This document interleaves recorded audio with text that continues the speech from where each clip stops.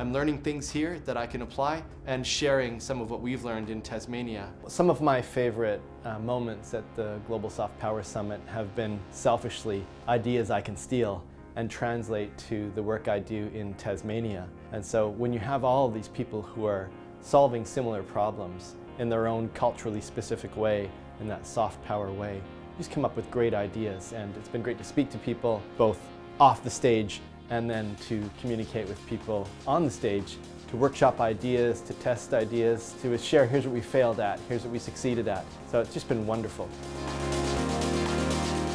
I think perceptions affect performance fundamentally.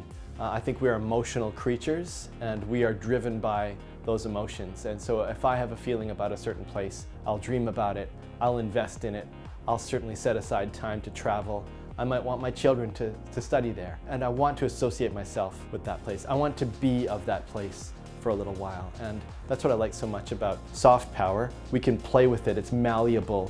It's something over time we can change with policy, with projects, with ideas, versus hard power, which often is outside of the control of us creative people. I work for Brand Tasmania, which is subnational. It's a state within Australia. And so we don't have all of the levers. That said, soft power, happily, is something we can really play with. We can learn from nations, and you have a ranking of nations, and we can learn from those rankings what's working, what's not working so well, what's frustrating, but we can also apply them ourselves.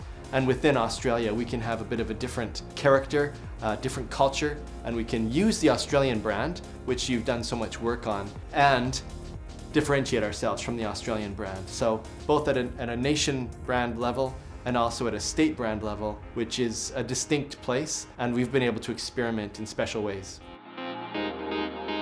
In Tasmania, we've been doing as much research as possible with Tasmanians first to understand what they find special about the place. It has to be true. And then to look at both national in Australia and international perceptions of Tasmania. And to understand across trade, across workforce attraction, across investment, student attraction, who are our people? We know that Tasmania is not for everyone.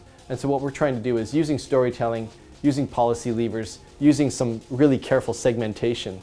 We're trying to launch projects, we're trying to delight people, we're trying to surprise people, understanding that not many people around the world know much about Tasmania.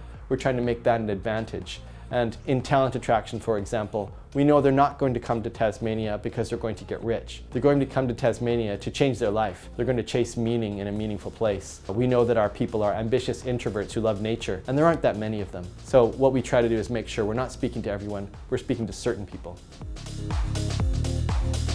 I'm a strange attendee of the Global Soft Power Summit in some ways because I worked for a long time as a consultant, and then now I'm implementing research I had done as a consultant in a place I didn't grow up in, so Tasmania. I'm a Canadian person now working in Tasmania, and I like to think that Tasmania is the Canada of Australasia in so many ways. I won't bore you with why, but being next to the mainland of Australia is a little like being next to the United States of America. It's big, it's loud, it's more confident. I like the idea of being a bit of an underdog Cinderella.